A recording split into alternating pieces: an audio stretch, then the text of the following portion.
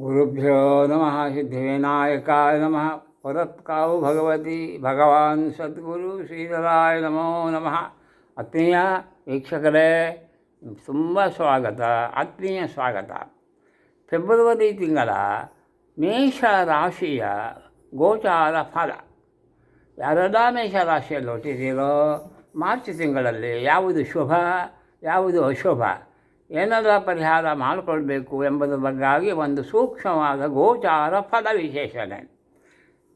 ಮಿತ್ರರೇ, ಮೇಷರಾಶಿ ನಿಮಗೆ ತಾರೀಖು 8ರವರೆಗೆ ಕರ್ಮಸ್ಥಾನ ಕುಂಭದಲ್ಲಿ, ಕರ್ಮಸ್ಥಾನ ಮಕರದಲ್ಲಿ ಇರ್ತಕ್ಕಂಥ 8ನೇ ಸ್ಥಾನಕ್ಕೆ ಲಾಭರಾಶಿಗೆ ಬರ್ತಾನೆ, ಕುಂಭಕ್ಕೆ ಬರ್ತಾನೆ.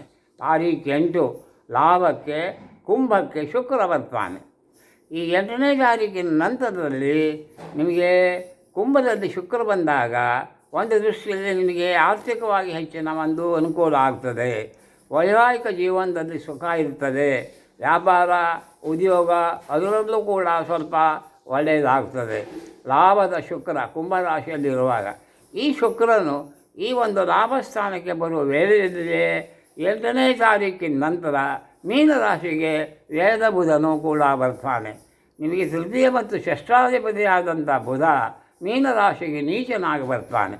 ಆ ವೇಳೆಗೆ ಬುಧನೂ ಒಂದು ಅಲ್ಲಿ ಇರುವುದರಿಂದ, ಶುಕ್ರ ಮತ್ತು ಬುಧ ಇರುವುದರಿಂದ ಸಾಮಾನ್ಯವಾಗಿ ಏನಾಗ್ತದೆ, ಬುಧ ಬಂದಾಗ, ವ್ಯಯಕ್ಕೆ ಬುಧ ಬಂದಾಗ ಸ್ವಲ್ಪ ನಿಮಗೆ ಶತ್ರುಗಳು ಜಾಸ್ತಿ ಆಗಬಹುದು. ಸ್ವಲ್ಪ ಮಾನಹಾನಿ, ಹೀನ ಬುದ್ಧಿ, ಮಾತು, ಅನಾವಶ್ಯಕವಾದ ಮಾತಿನಿಂದ ಕಲಹ ಮಾಡುವುದು. ಮಾತಿನ ಮೇಲೆ ಭಾಳ ಹಿಡಿತ ಇರಬೇಕು. ವಾದ ವಿವಾದ ಮಾಡಲಿಕ್ಕೆ ಹೋಗ್ತೀರಾ, ಮಾನಹಾನಿ ಆಗ್ತದೆ. ಆಮೇಲೆ ಈ ಒಂದು ಸ್ಥಿತಿ ಇರುವುದರಿಂದ ಈ ಮೀನದ ನೀಚ ಬುಧ ನಿಮಗೆ ಕೆಲವಷ್ಟು ಅಪಾಯಗಳನ್ನು ತಂದುಕೊಡುವ ಸಾಧ್ಯತೆ ಬಹಳ ಇದೆ. ಕೋರ್ಟು ಕಚೇರಿ ಕೆಲಸಗಳಲ್ಲಿ ಈಗಾಗಲೇ ನಿಮಗೆ ಕೆಲವೊಂದು ಕೇಸುಗಳಿದ್ದರೆ ಅದರಲ್ಲೂ ಕೂಡ ನಿಮಗೆ ಸ್ವಲ್ಪ ಹಾನಿ ಆಗ್ತದೆ. ಅನಾವಶ್ಯಕ ತಿರುಗಾಟ ಆಗ್ಬೋದು, ಬಹಳ ಖರ್ಚು ಆಗಬಹುದು. ಹಾಗೆ ತಾರೀಖು 6 ಲಾಭ ಅಂದರೆ ಕುಂಭದಲ್ಲಿ ಶನಿ, ಕುಂಭದಲ್ಲಿ ಕುಜ. ಈ ಕುಂಭದಲ್ಲಿ ಕುಜ ಬರುವಾಗ ನಿಮಗೆ ಉದ್ಯೋಗ, ನೌಕರಿ ಅದರಲ್ಲಿ ಯಶಸ್ಸು ಸಿಗ್ತದೆ. ಹಾಗೂ ಪ್ರತಿಯೊಂದು ಕೆಲಸಕ್ಕೂ ನೀವು ಮುಂದಾಳುತನವನ್ನು ವಹಿಸಲಿಕ್ಕೆ ಹೋಗುತ್ತೀರಿ. ಆದರೆ ಮೀನದಲ್ಲಿ ರವಿ ಬಂದಾಗ, 15ನೇ ತಾರೀಕಿನ ನಂತರ ಬಂದಾಗ, ಈ ಸೂರ್ಯನು ಬಂದಾಗ ನಿಮಗೆ ಮತ್ತೆ ಹಿನ್ನಡೆ ಶುರುವಾಗಿಬಿಡ್ತದೆ. 15ನೇ ತಾರೀಕಿನ ನಂತರ ದ್ರವ್ಯ ಚಿಂತೆ, ಹಣದ ಚಿಂತೆ ಶುರುವಾಗ್ತದೆ. ಸ್ವಲ್ಪ ಆರೋಗ್ಯದಲ್ಲೂ ಕೂಡ ಸ್ವಲ್ಪ ವ್ಯತ್ಯಾಸವಾಗ್ತದೆ. ಅನಾವಶ್ಯಕವಾದ ಪ್ರವಾಸವನ್ನು ಮಾಡ್ತೀರಾ ನೀವು, ಅದರಿಂದ ಸ್ವಲ್ಪ ಆರೋಗ್ಯದಲ್ಲಿ ಪೀಡೆ ಆಗ್ಬೋದು. ರಾಜಕೀಯ ರಂಗದಲ್ಲಿ ಯಾರೆಲ್ಲ ಇದ್ದಾರೋ ಅವರಿಗೆ ಹಿನ್ನಡೆ ಆಗುತ್ತೆ. ರಾಜಕೀಯ ರಂಗದಲ್ಲಿ ಹಿನ್ನಡೆ ಆಗುವುದಲ್ಲದೆ ಕೆಲವು ರಾಜಕೀಯ ಮುಖಂಡರಿಗೂ ಕೂಡ ಕೆಲವಷ್ಟು ಅಪವಾದಗಳು ಬರ್ತಕ್ಕಂಥದ್ದು ಬಹಳ ಇರ್ತದೆ ಈ ರಾಶಿಯವರಿಗೆ.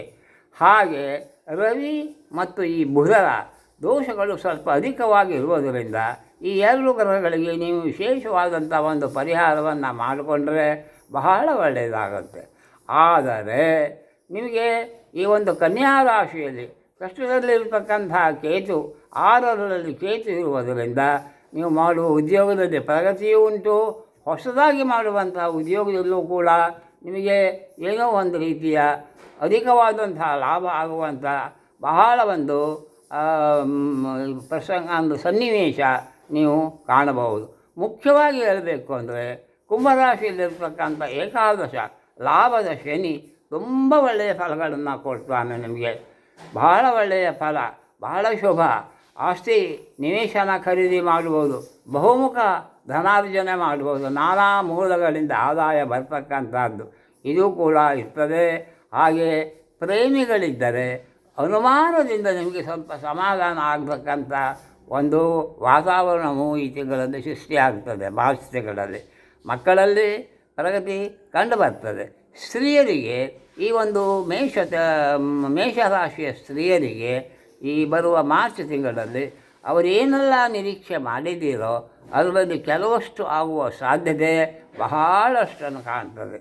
ಮೇಷರಾಶಿಯವರೇ, ನಿಮ್ಮ ಅಧಿಪತಿ ಕುಜನಾಗಿರ್ತಾನೆ. ಇದನ್ನು ಚೆನ್ನಾಗಿ ನೆನಪಿಟ್ಟುಕೊಳ್ಳಿ. ಲಾಭದಲ್ಲಿ ಕುಜ ಇರ್ತಾನೆ 12ನೇ ಸ್ಥಾನದಲ್ಲಿ. ಅದರಿಂದ ಏನೋ ಒಂದು ಜಾಗ ಜಮೀನು ತಗೊಳ್ಬೇಕು, ಒಂದು ಮನೆ ತಗೊಳ್ಬೇಕು, ಖರೀದಿ ಮಾಡಬೇಕು ಅಥವಾ ಮಾರಾಟ ಮಾಡಬೇಕು ವಿಚಾರದಲ್ಲೂ ಕೂಡ ಒಂದು ಸಕಾರಾತ್ಮಕವಾದಂಥ ಒಂದು ಸನ್ನಿವೇಶ ನಿಮಗೆ ಒದಗಿ ಬರ್ತದೆ. ಚಿಂತೆ ಮಾಡುವ ಅವಶ್ಯಕತೆ ಇಲ್ಲ, ಎಲ್ಲ ರೀತಿಯಿಂದ ಒಳ್ಳೆಯದಾಗ್ತದೆ. ಸೂರ್ಯಾಷ್ಟಕ ಸ್ತೋತ್ರ ಇದ್ದರೆ ಪಠಿಸಿ, ವಿಷ್ಣು ಸಹಸ್ರನಾಮ ಅಥವಾ ವಿಷ್ಣು ಅಷ್ಟೋತ್ತರ ವಿಷ್ಣುವಿನ ಆರಾಧನೆಯನ್ನು ಹೆಚ್ಚು ಮಾಡಿ ಈ ಒಂದು ಮಾರ್ಚ್ ತಿಂಗಳನ್ನು ನೀವು ಚೆನ್ನಾಗಿ ಕಳೆಯಬಹುದು.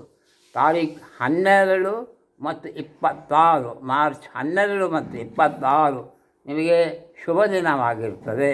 ಆ ದಿವಸ ಏನಾದರೂ ಒಂದು ಶುಭವಾಗುವುದು. ಅಪ್ಪಿತಪ್ಪಿ ಕೆಲವರಿಗೆ ಅವರ ಜಾತಕದ ಅನುಸಾರವಾಗಿ ಈ 12, 22ನೇ ತಾರೀಕು ಕೂಡ ಒಂದು ಕೆಟ್ಟ ಪರಿಣಾಮವು ನಕಾರಾತ್ಮಕವೂ ಆಗಬಹುದು.